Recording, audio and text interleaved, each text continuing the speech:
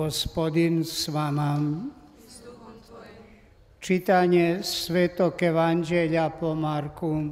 Slava tebi, Gospodine.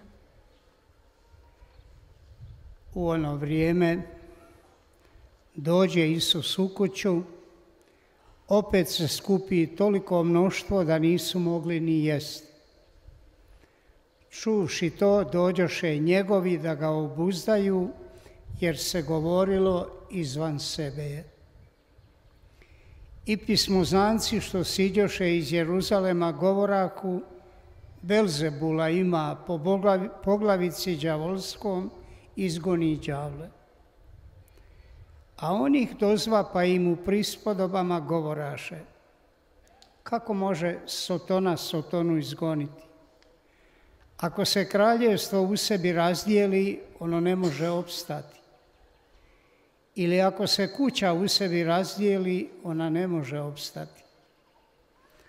Ako je dakle sotona sam na sebe ustao i razdijelio se, ne može opstati, nego mu je kraj. Nitko da kako ne može u kuću jakoga ući i oplijeniti mu pokućstvo, ako prije toga jakoga ne sveže. Tada će mu kuću oplijeniti. Doista kažem vam, sve će se oprostiti sinovima ljudskim, koliki god bili grijesi i hule kojima pohule, no pohuli li tko na Duha Svetoga nema oproštenja do vijeka. Krivac je grijeha vječnoga, jer govorahu duha nečistoga ima. I dođu majka njegova i braća njegova, ostanu vani, a k njemu pošalju, neka ga pozovu. Oko njega je sjedilo mnoštvo i reknu mu: eno vani majke tvoje i braće tvoje tražete. On im odgovori: tko je majka moja i braća moja? I okruži pogledom po onima što su sjedili oko njega u krugu i kaže: evo majke moje, evo braće moje, tko god vrši volju Božju, on mi je brat i sestra i majka. Riječ Gospodnja. Slava tebi, Kriste.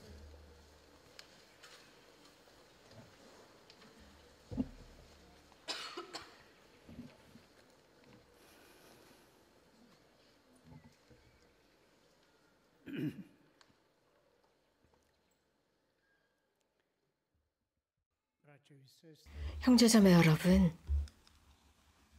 Za vrijeme svoje trogodišnje aktivnosti Isus je dolazio u sukob sa 3년의 공생활 동안 예수님께서는 당시 다양한 그룹들과 논쟁을 하고 나셨습니다. 사두가이파 사람들, 율법학자들, 바리사이파 사람들, 정치 지도자들 등등. 그것은 당신이 원해서가 아니었습니다. 그들이 예수님을 참아내지 못했기 때문입니다. 예수님을 견뎌내지 못했습니다. 여러 다양한 이유 때문에 예수님이 아주 불편한 존재였습니다. 예수님께서는 그들의 이익을 정면 반대해서 활동하셨습니다. 방금 우리가 들은 마르코 복음은 이 신약에서 상당히 드문 말씀입니다. 이 말씀 속에서 우리에게 계시하는 것은 예수님께서 당신의 친척들과도 정면 부딪히고 있다는 모습을 보여줍니다. 여기에서 정말 중요한 것은 이 텍스트가 우리들에게 전하는 참 메시지가 무엇인가입니다.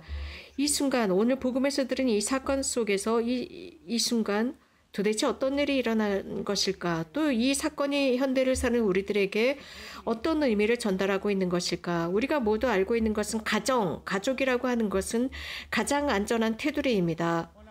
사람이 살고 성숙하고 지적, 인간적 모든 능력이 자라는 곳, 가정에서 화기애애하고 따뜻함을 받고 사랑하는 이들로부터 보호받고 용기를 얻습니다. 예수님 시대에 가정은 지금보다 훨씬 더 중요했습니다.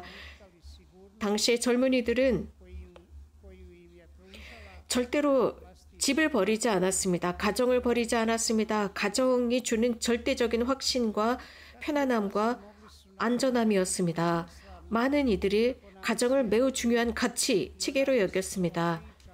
그래서 가정을 떠난다라고 하는 것은 굉장히 특이한 것이었습니다. 자비하신 아버지 비유에서도 루카복음에서 들려주는 자비하신 아버지의 비유에서도 드러나는 것처럼 아버지를 떠납니다. 스캔들이었죠. 그런데 예수님의 가정, 예수님의 가족은 어떤 일이 일어났을까? 예수님께서 나자렛, 집을 떠나십니다.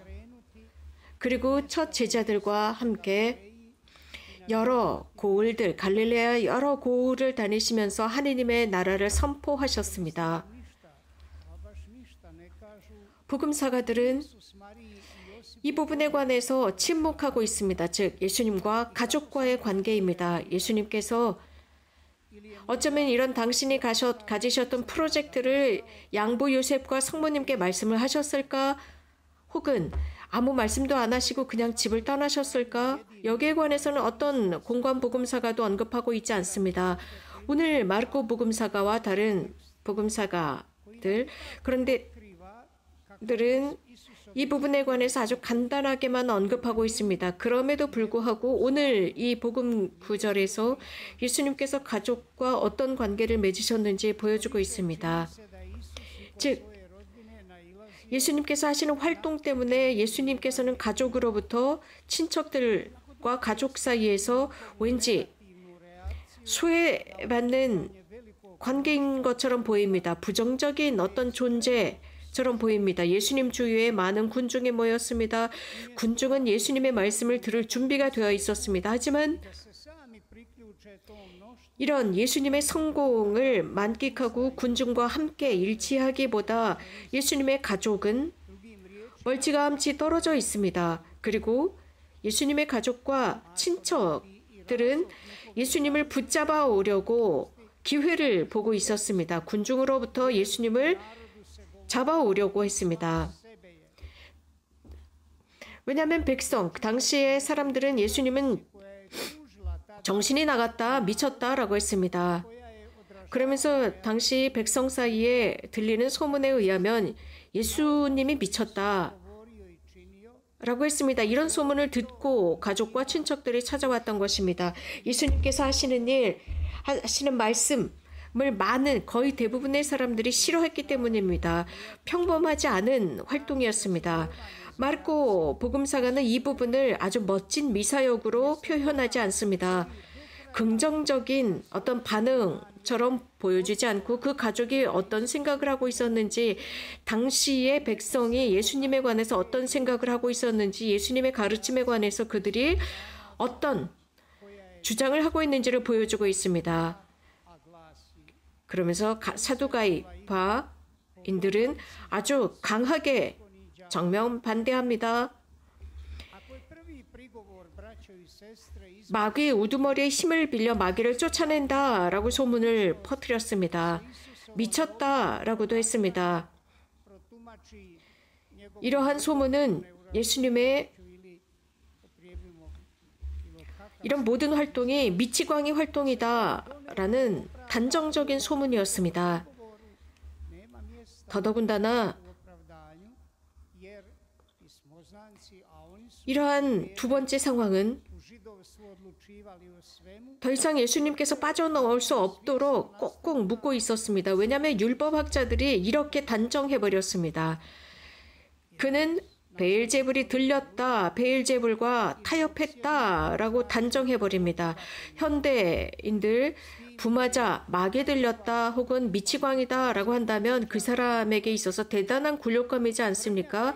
저 사람 미쳤어 혹은 마귀 들렸어 라고 하는 것만큼 굴욕적이고 수모를 주는 말은 없습니다. 그런데 당시에 예수님을 받아들이지 않는 사람들이 단정적으로 베엘제불이 들렸다라고 했던 것입니다. 예수님이 싫기 때문에 이렇게 단정해버립니다.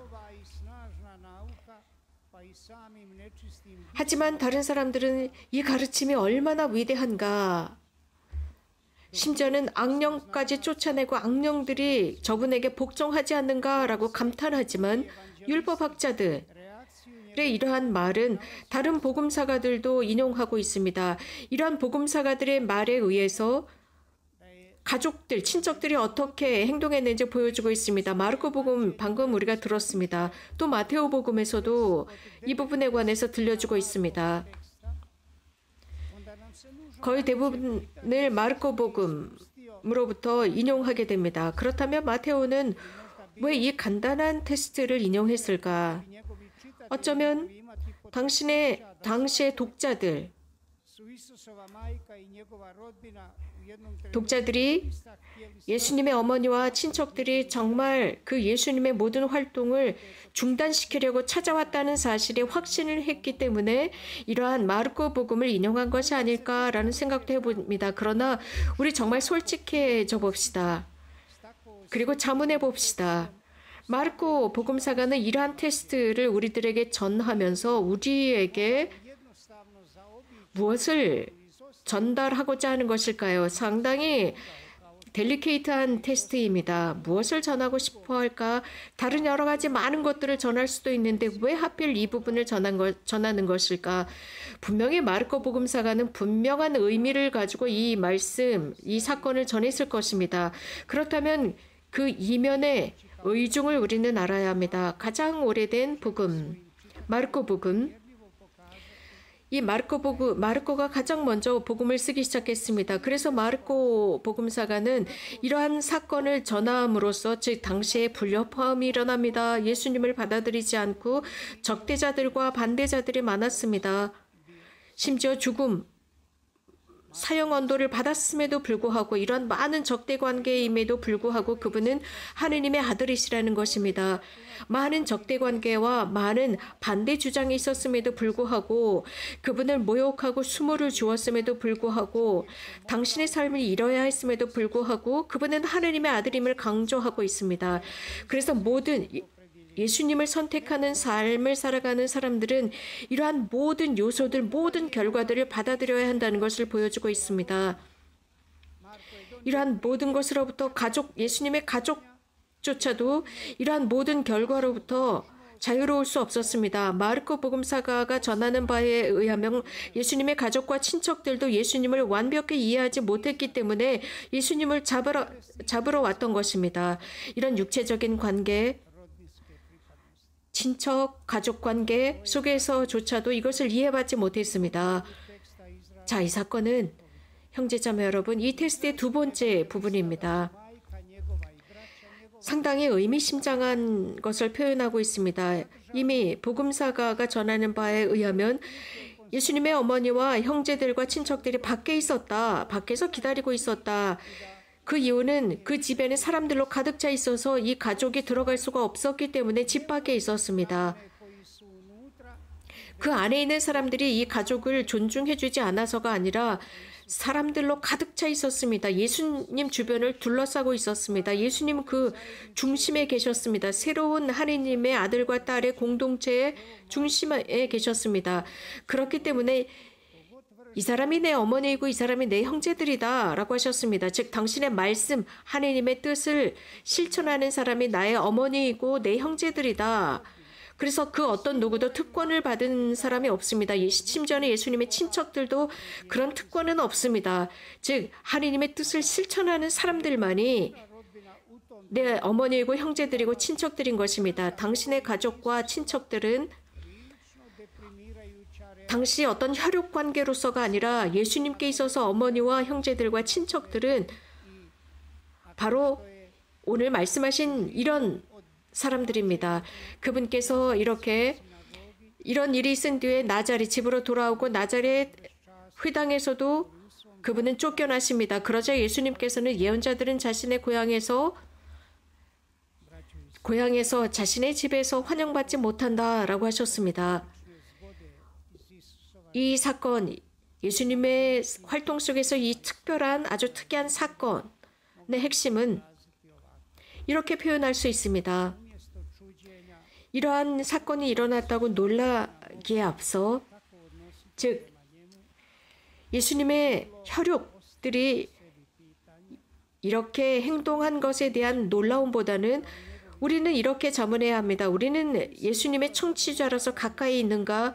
혹은 da po krštenju 세례성사를 받았음에도 불구하고 da smo ubilježeni 그분의 교회에 일원이 되었음에도 불구하고 또 교회에 세례대장에 기록되어 있는 사람으로서 정말 바르게 의롭게 행동하고 있는가?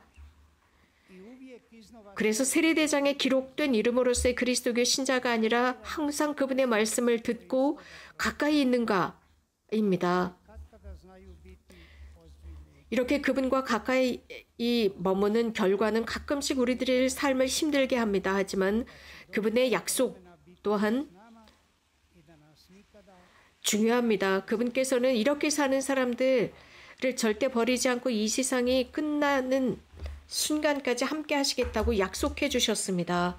아멘.